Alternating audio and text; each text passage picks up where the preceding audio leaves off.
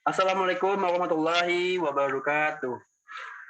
Yang saya hormati Ibu Rika Marlia selaku dosen mata kuliah manajemen proyek, dan saya banggakan rekan-rekan satu kelompok saya, yaitu kelompok 2, yang mana kami di sini akan mendiskusikan, akan mempresentasikan sebuah diskusi, yaitu berjudul Program Evaluasi and Review Teknik CHORT, yang mana dianggotakan yaitu Yaisah Rahmadina, Fahmi Fadilah, Felicia Vivianda, Muhammad Kuku Adistiawan, Muhammad Faris Azil, dan saya sendiri sebagai moderator Wildan Wirausna.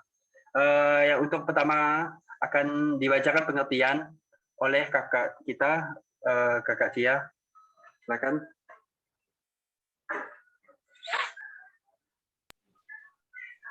Pengertian Program Evaluation and Review Teknik, yang disingkat PERT. PERT adalah suatu alat manajemen proyek yang digunakan untuk melakukan penjadwalan, mengatur dan mengkoordinasi bagian-bagian pekerjaan yang ada di dalam suatu proyek. Dan itu menurut Febrianto.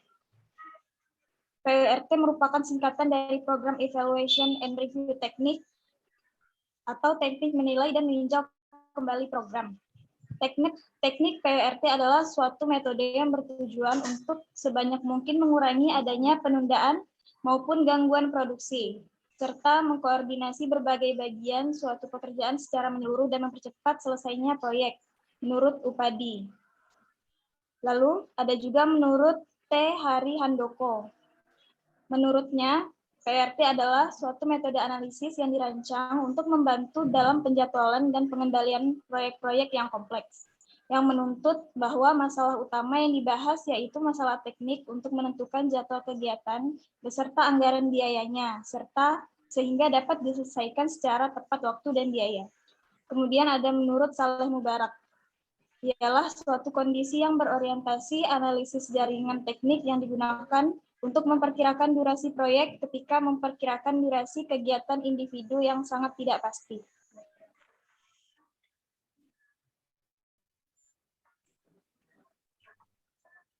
Oke, berikutnya kelebihan dan kekurangan dari PERT chart ini. Pertama, kelebihan yaitu berguna pada tingkat manajemen proyek, secara matematis tidak terlalu rumit, menampilkan secara grafis menggunakan jaringan untuk menunjukkan hubungan antar kegiatan. Dapat ditunjukkan jalur kritis, jalur yang tidak ada slack-nya atau halangan.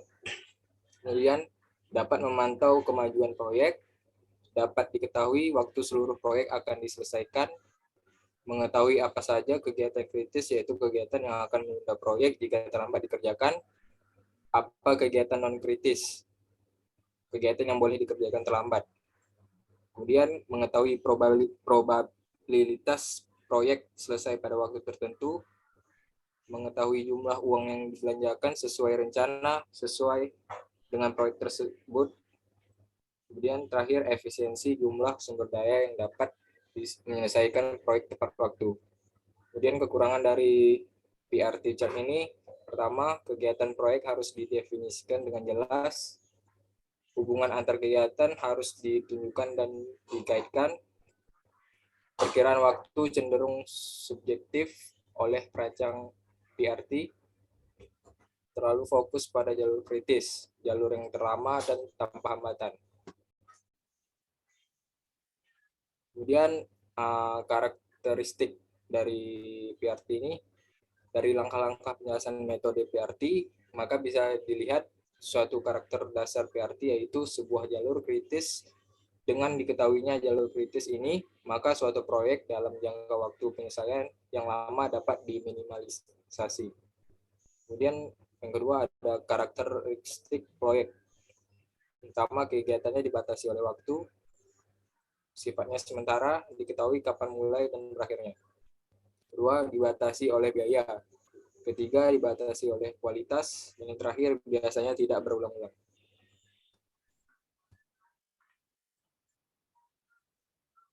Selanjutnya, langkah-langkah perencanaan proyek PERT chart. Yang pertama, mengidentifikasi tugas. Anda harus menentukan semua tugas yang diperlukan untuk menyelesaikan proyek, yang mungkin agak memakan waktu. Namun, jika Anda memiliki suatu proyek yang kompleks, salah satu kuncinya adalah mengetahui gambaran keseluruhan proyek tersebut sejak tahap awal.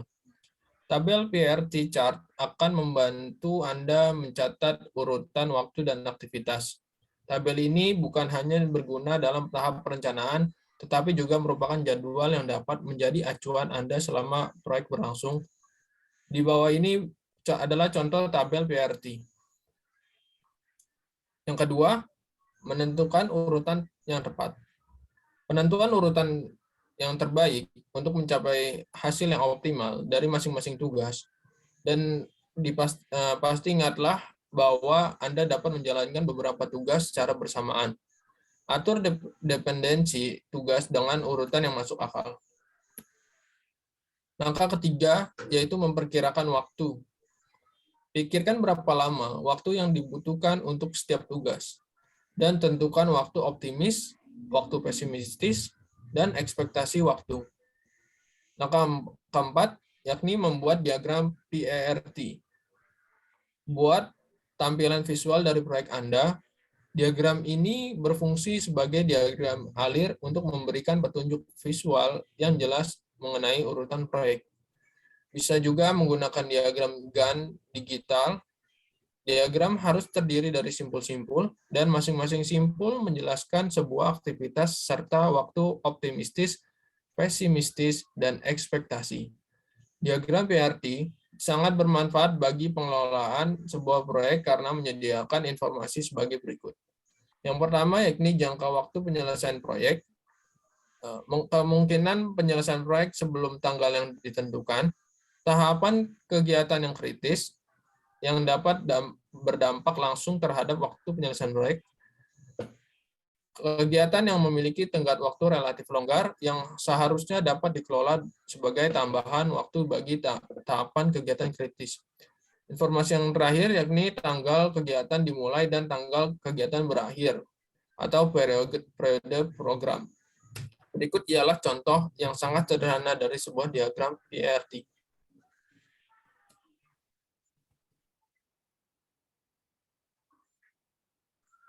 Langkah-langkah perencanaan proyek PRT. Berikut adalah contoh diagram PRT lengkap. Bisa kalian lihat. Yang kelima, menentukan float. Pastikan bahwa Anda mengetahui berapa banyak sumber daya yang akan dibutuhkan oleh masing-masing tugas. Yang keenam, membuat perkiraan alur penentu. Berdasarkan kerangka kerja Anda hingga tahap ini, tentukan tanggal penyelesaian total. Contoh penjadwalan proyek metode PRT. Sebagai contoh, berikut ini ditunjukkan tabel yang berisi kegiatan proyek untuk network PRT dan hasil perhitungan mean dan standar deviasi. Langkah pertama, menentukan A, M, B, dan mean dan standar deviasi waktu dari setiap kegiatan. Semuanya telah tersaji dalam tabel di atas. Yang kedua, langkah kedua membuat network dan menentukan jaringan kritisnya. Jadi dari network tersebut dapat disimpulkan bahwa jalur kritisnya adalah AC, FG dengan waktu rata-rata penyelesaian proyek adalah 25 minggu.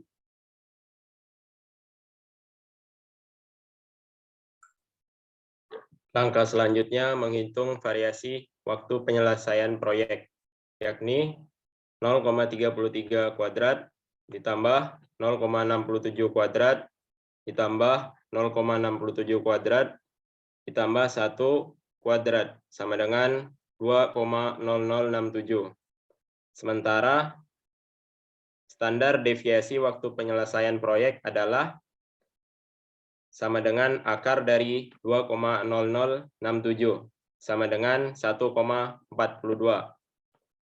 Langkah terakhir adalah menentukan berapa probabilitas apabila proyek direncanakan selesai dalam waktu misalnya 27 minggu. Bagaimana pula probabilitasnya bila diselesaikan dalam waktu 25 minggu. Terlebih dulu dihitung nilai Z. Z untuk T sama dengan 27 minggu, yaitu Z sama dengan 27 dikurang 25 dibagi per 1,42 sama dengan 1,41.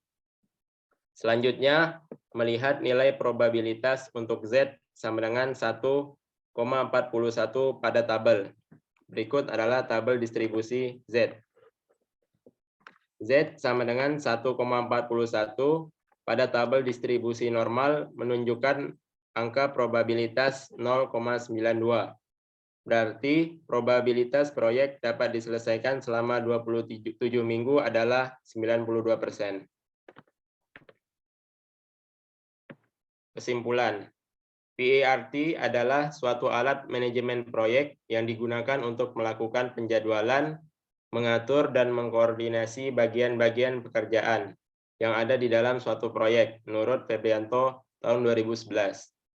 Karakteristik dasar PERT yaitu sebuah jalur kritis. Dengan diketahuinya jalur kritis ini, maka suatu proyek dalam jangka waktu penyelesaian yang lama dapat diminimalisasi. Langkah-langkah perencanaan proyek PERT: 1. Mengidentifikasi tugas. 2. Menentukan urutan yang tepat. 3. Memperkirakan waktu. 4. Membuat diagram PERT. 5. Menentukan float. 6. Membuat perkiraan alur penentu. Kelebihan PERT yaitu dapat ditujukan jalur kritis, jalur yang tidak ada slack-nya atau halangan. Yang kedua, mengetahui apa saja kegiatan kritis, yaitu kegiatan yang akan menunda proyek jika terlambat dikerjakan. Yang ketiga, mengetahui apa saja kegiatan non-kritis. Kekurangan PERT, yaitu kelebihannya tadi, mengetahui apa saja kegiatan non-kritis, yaitu kegiatan yang boleh dikerjakan terlambat. Kekurangan dari PERT, yang pertama, perkiraan waktu cenderung subjektif oleh perancang PERT. Yang kedua, terlalu fokus pada jalur kritis, jalur yang terlama, dan tanpa hambatan. Alhamdulillah, pada Ibu dan rekan-rekan sekalian, demikianlah kegiatan presentasi kita hari ini. Saya selaku moderator meminta maaf atas segala kesalahan dan mohon maaf bila ada kata yang kurang berkenan, dan terima kasih atas perhatiannya semua. Assalamualaikum warahmatullahi wabarakatuh.